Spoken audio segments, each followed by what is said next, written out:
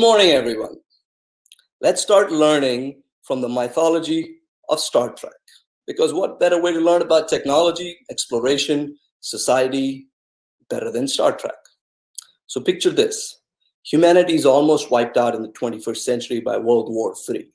The bustling commerce, aging infrastructure, complex financial systems are annihilated. However, from the ashes of nuclear destruction and collapse, the first warp drive is created. This engine allows spacecraft to manipulate space and time so that it can go faster than the speed of light. Humanity's ability to break this barrier attracts a race called the Vulcans, who help humanity take their first steps into a wider galaxy, teaming up with alien species.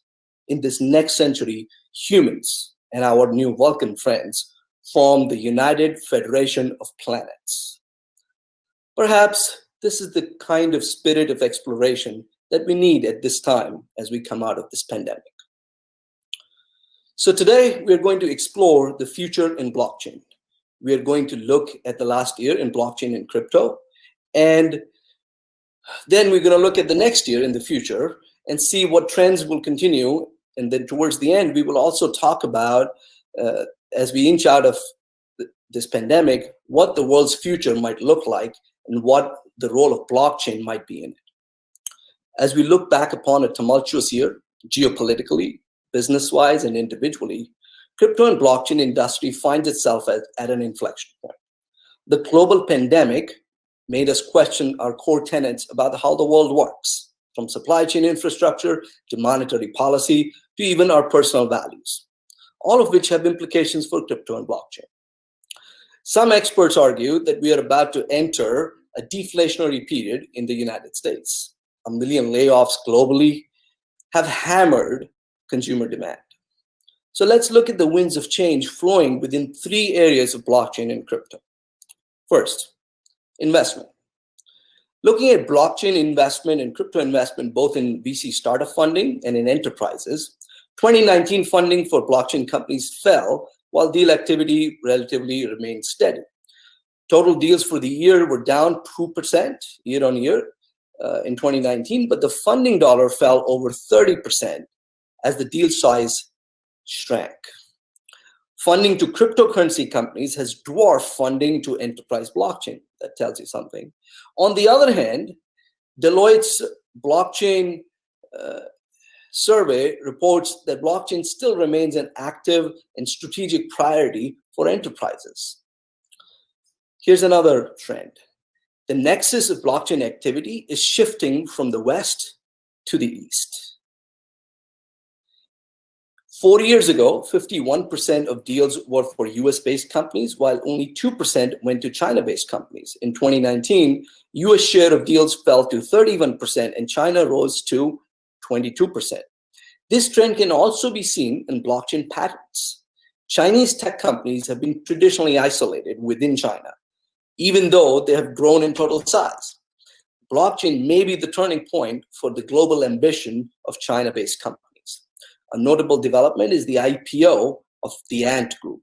Ant, as you know, is the financial spin-off of Alibaba, which seeks to become the biggest initial public offering, IPO, in history as it raises $30 billion at a valuation of north of $200 billion. Their stated focus on blockchain technology makes us look forward to an exciting innovation coming out from them. Okay, now let's talk about blockchain adoption trends. Speaking of enterprise blockchain, we went through this trough of disillusionment in early 2018 and through 2019. Indicators seem to point that we are coming out of it now, signs of a maturing industry. Attitudes on blockchain are shifting, where enterprises now believe that there is a compelling business case that blockchain can scale and it can be a source of competitive advantage. The shift can also be attributed to an increased number of projects coming into production in 2019 and 20.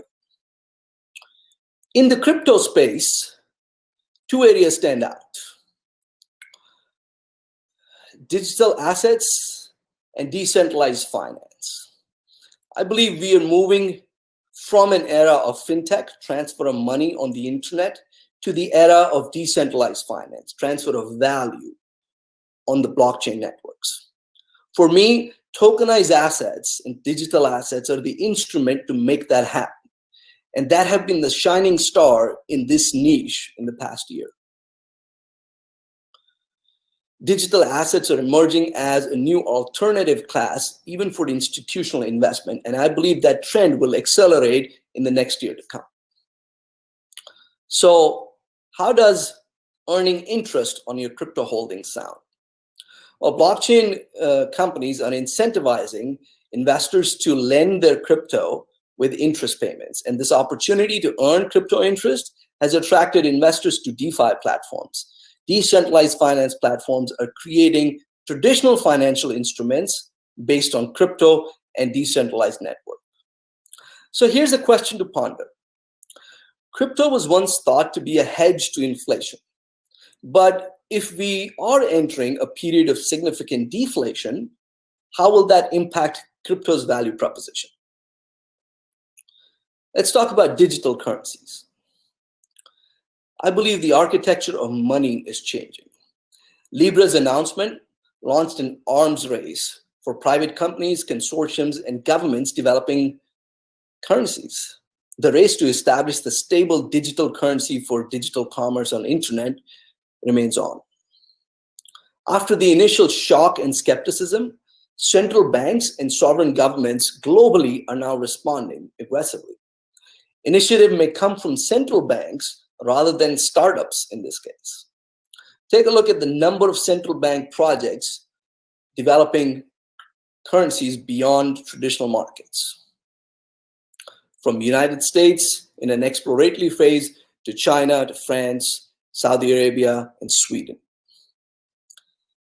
Although skepticism remains high here in the United States, and rightly so, consumer privacy, security, and monetary policy need to be addressed adequately before central bank digital currencies can become a reality in the world that we live in. So, what did this pandemic show us? It shows that the supply chains were disrupted. Our aging infrastructure, broken and siloed business processes were not adequate. With accelerated digitization that the pandemic brought on, blockchain can help leapfrog us into a more streamlined infrastructure and more streamlined and resilient supply chains. It also shows us the exogenous geopolitical risk, global shutdowns, China-US trade wars, China's border entanglement with India, two largest markets and manufacturing hubs. All of this essentially leads to volatility to the world's major currencies and questions the stability of current financial instruments. It brings on the need for new class of assets. And I believe digital assets have an answer there. It also brings in a need for proof of authenticity and chain of custody of medicines and vaccine. Imagine by the end of the year, hopefully, we come out with a vaccine for COVID-19 that needs to be distributed across the world. And the problem of authenticity of vaccines and medicine is further exacerbated with the demand and need in this day and age. So blockchain can help solve that problem. Here's another interesting problem that blockchain can help solve. Imagine that each one of us consumers had a digital wallet where we could connect directly with the federal or central government in the country that we live in. So if the government wanted to distribute any stimulus dollars or any cash incentives, they could directly infuse that into our digital wallets rather than going through banks and financial intermediaries. That would make a big difference.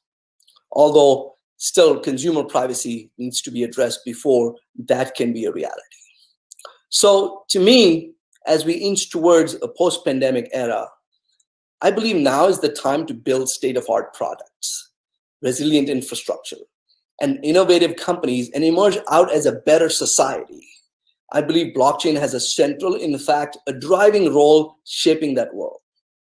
We'll explore how to do that in more detail in my upcoming book, Profits in Chaos: blockchain strategy to sow and survive disruption.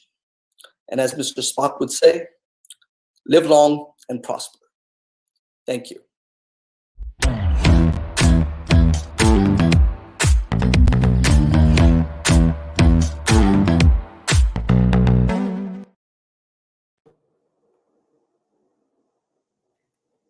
Hi, Roop. Thank you so much for that, for the 10-minute rundown on blockchain and your thoughts about the future of blockchain, and also your book. I loved how you introduced the Star Trek concept and tied it back to, you probably have more fans now than you did before, just by the mention of Star Trek. So tell us a little bit about, what made you write this book? Like, what was your thought when you kind of put this together? I'm sure it took a while to kind of assemble everything that's been happening in the blockchain space. And just tell us a little more about that. Sure, happy to. So as you know, there's plenty of words written about blockchain, plenty of headlines, articles, even books. So why write another book, right? That question plagued me. But what I found in my conversations with executives and VCs and professors and students, there appeared to be a hazy, often limited picture of blockchain's transformative potential. It often did not translate into practical action on ground. So the question is, why was that? I thought that people had only surface level awareness of a few dimensions of this truly multi-dimensional field. When you talk to companies, especially in enterprises, you talk to teams, the technical knowledge of how did not really convert into a why for a blockchain use case. And they were still struggling with how to relate the technology that they could understand well, but find a business use case and find a transformative potential for that technology. The pace of innovation in this space is quite high, as you're very well aware. It was a challenge for people to keep up with the new toys coming up. And people tended to gravitate towards a few use cases that they could relate to. They lacked an in-depth understanding of blockchain as a foundational technology. And they had not still jumped a few intellectual hurdles to appreciate the simplistic beauty that was in front of their eyes. And also the skepticism was rampant. Even people listening, some of you think blockchain is the miracle, and some of you are like, well, why are we even talking about it? It doesn't work. It's just yet another technology. So skepticism was rampant, as it should be about emerging technologies. Yet skeptics use words to make their apples to airplane comparisons and further confusing an earnest learner. So to me, the proverbial record had to be set right on some myths and misconceptions. So those are the few reasons I decided to embark on this journey, and it's still going on. So talking about some of the use cases, you did mention, how institutional investors are kind of getting in the space, how central bank is, touching on the digital currency aspect of blockchain. What, in your opinion, and this, by the way, is one of the questions from the audience, what, in your opinion, is one of the most surprising use case of blockchain, or something that, you are excited about? You want to share, something that you have seen in the space? Yeah, definitely. So one of the more esoteric, interesting use cases is, to me, crypto kicks. If you've heard of the Nike announcement last year, I believe, that they're going to make sneakers that have cryptographic art secured through blockchain, where you could actually have two shoes, and you can mix and match the shoes, and your shoes can now have babies. So just think about that. That is a use case that I probably wouldn't have thought of before I got into this space. And I know it's not finance, but it's something so unique and interesting that opens up our minds to endless possibilities. Yeah, I like the shoes having babies. That's awesome. I mean, it's very exciting to see what the ultimate output would look like. So kind of touching on that, one of the things I hear a lot is when companies are looking into blockchain, they think of blockchain as a full-on solution, kind of, this is a full solution. It'll solve pretty much everything. And most companies now have realized, given the maturity, the mature stages they are in, that is really not the case. Blockchain is not an end-to-end solution. There's a lot of technologies that are needed along with the blockchain to make it work the way companies want to. So in your opinion, what are some of these technologies that you have seen enterprises consider or use as they're exploring blockchain? Right. So to me, this is part of the hype that blockchain brings. There are people who believe blockchain can do everything and anything, which is not true. Blockchain is a solution that does a few things well, and that's what it should be used for. Blockchain alone is not enough. I think a whole stack of technologies, including AI, IoT, data analytics, that need to come together and even work with the current legacy systems to produce a full end-to-end solution before we can live in a world that's dominated by blockchain as an underlying layer to share data and share value. That's where I think it really shines well. Yeah, I have a lot more questions, and most likely our audience do too, but we are up on time, so I'm told to hand it off to whoever is next. So thank you so much, Roop, for everything you shared today. It was great talking, and feel free to send questions offline, everyone. Thank you, everybody.